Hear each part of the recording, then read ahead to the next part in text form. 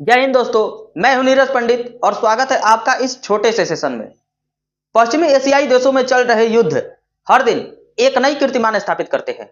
उधर अमेरिका और इजराइल मिलकर ईरान को मार रहा है और ईरान खाड़ी देशों को सहित अमेरिका और इजराइल सबको धो रहा है। इधर अमेरिका द्वारा दिया गया फिर 48 घंटे का अल्टीमेट आज शाम को यानी कि 6 अप्रैल शाम 8 बजे समाप्त होने वाला है। अमेरिका ने ईरान को साफ साफ बोला है, या तो तुम मेरी शर्तें मान लो और स्ट्रेट ऑफ हॉर्मुज को खाली कर दो, वरना हम कुछ ऐसा करने वाले हैं जिसकी कल्पना भी तुम नहीं किए होगे। आपको क्या लगता है अमेरिका कुछ ऐसा करने वाला है जो पिछले 70 वर्षों से नहीं हुआ? और क्या ईरान इस प्रकार के गिद्दड़ भक्ति से डरने वाला है? आज के सेशन में इन सारी जानकारियों का अवलोकन हम करेंगे। अमेरिका ने क्लियर कट बोला है ईरान को, तुम मेरी शर्तें मान लो और स्ट्रेट ऑफ हॉर्मुज को 48 घंटे के भीतर खाली कर दो, जो टाइम 6 अप्रैल शाम 8 बजे समाप्त होने वाला है, वरना हम कुछ ऐसा करेंगे जिसकी कल्पना से तुम्हारी रूह कांप जाएगी। इस पर ईरान का जवाब है कि तुमको जो करना है वो कर लो, लेकिन मैं जो मेरे पास खाड़ी देश है उनमें मैं दिक्कतें पैदा कर दूंगा। आज के सेशन में इन सारी चीजों की जानकारी हम लेंगे और साथ ही अमेरिका द्वारा रेस्क्यू किए गए उसके पायलट और फाइटर जेट को भी चर्चा करेंगे। अमेरिका ने लिटरली धुरंधर मूवी जैसा सीन किया है, ईरान की सरजमी पर जाकर वहां से दुश्मनों के बीच से अपने फाइटर जेट और पायलट को निकाल कर लाया है ढूंढकर।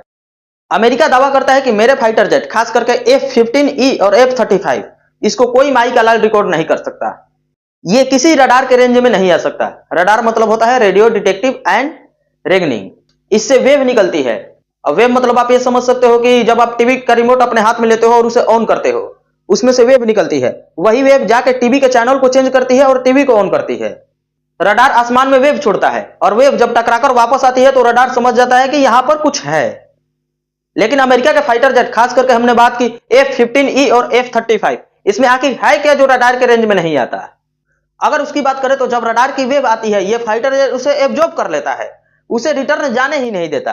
अब रिटर्न कुछ जाएगा तब तो पता चलेगा यहां पर कुछ है। और एक और कारण, इसने जो अपनी फाइटर जेट बनाई है उसकी स्पीड बहुत ज्यादा कर दी है, खास करके साउंड की स्पीड से 2-3 गुना ज्यादा। रडार जाता है वहां पर, कभी कभी वेव को रिटर्न भी लेकर आता है, फिर कंफर्मेशन के लिए रडार वेव छोड़ता है, वहां पर से वो चीज हट चुकी होती है। लेकिन ईरान वाले तो अमेरिका की सारी हस्ती मिट्टी मिलाने पर लगे हैं। वो ना सिर्फ इसे ट्रैक किया बल्कि उसे मार कर गिरा दिया। और ये जानकारी हमारे इंडियन मीडिया ले ली और फिर अमेरिका की अच्छी खासी बदनामी कर दी। आप देख सकते हैं ये सारे पिक्चर्स, अमेरिका का फाइटर जेट गिरा, अमेरिका का फाइटर जेट गिरा। बस एक ही बात देखने को मिला, अब अमेरिका के पायलट और फाइटर जेट ईरान में गिरा है। अमेरिका अपने फाइटर जेट को लेकर काफी टेंशन में है कि मेरे फाइटर जेट ईरान में गिर गया है, वो उसे खोदोर खोदोर कर देख लेंगे कि आखिर इसमें क्या है जो रडार के रेंज में नहीं आता है। इधर अमेरिका परेशान है अपने पायलट और फाइटर जेट को ढूंढने के लिए, और हाँ, और उधर ईरान भी परेशान है उसी पायलट को ढूंढने के लिए। ईरान ने तो अपने सारे देश में अनाउंस करके रखा है, जो भी उस पायलट को पकड़ के लाएगा उसे अच्छा खासा इनाम दिया जाएगा। वहां के सेलिब्रिटी और क्रिकेटर ने अपने मेडल देने की बात कर दी है, उस पायलट को लेकर आओ और मेडल लेकर जाओ। ईरान के रोडों पर काफी भीड़ दिखा, सारे लोग इसी काम में लगे रहे क्योंकि ईरान इनाम रख दिया था जो। लेकिन फायदा कुछ नहीं हुआ। अमेरिकी सेना ने ईरानी सेना के बीच घुसकर वहां से अपने पायलट को लिए और लेकर चले गए। आप ये देख सकते हैं पिक्चर, हॉलीवुड स्टाइल में ईरान ने अपने पायलट के किया रेस्क्यू। तो चलिए चलते हैं अपने नेक्स्ट टॉपिक की ओर।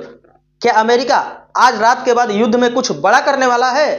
क्योंकि अल्टीमेट तो आज शाम को 8 बजे समाप्त हो रहा है। इससे पहले भी डोनाल्ड ट्रंप ईरान को वार्निंग दे चुके हैं।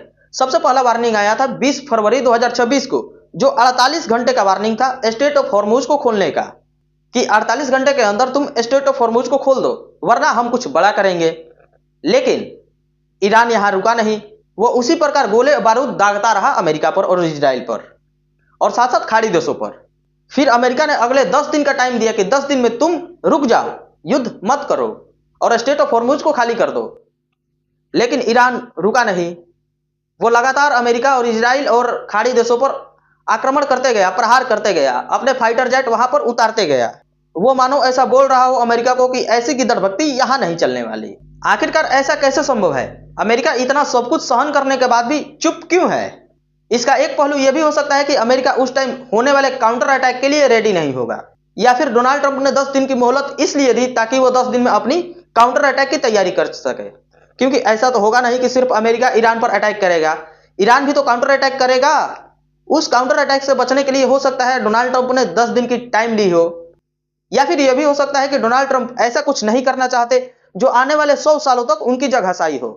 वो ऐसा सोच रहे होंगे कि ईरान बस ऐसे ही मान जाए और स्टेट ऑफ हॉर्मुज को खाली कर दे। अब आगे की जानकारी तो शाम को 8 बजे के बाद ही पता चलेगी। फिलहाल के लिए इतना ही। आपको क्या लगता है, शाम 8 बजे के बाद अमेरिका कोई एक्शन लेगा? अपनी राय कमेंट बॉक्स में जरूर दें। और हाँ, एक छोटी सी रिक्वेस्ट है, अगर आप मेरे चैनल पर नए हो तो प्लीज मेरे चैनल को सब्सक्राइब कर लें। और हाँ, ये मेरा फर्स्ट वीडियो है, हो सकता है मैंने कुछ गलती बोल दिया हो या फिर कुछ ऐसा बोल दिया हो जिससे लोगों को ठेस पहुंचे, तो प्लीज मुझे क्षमा करें।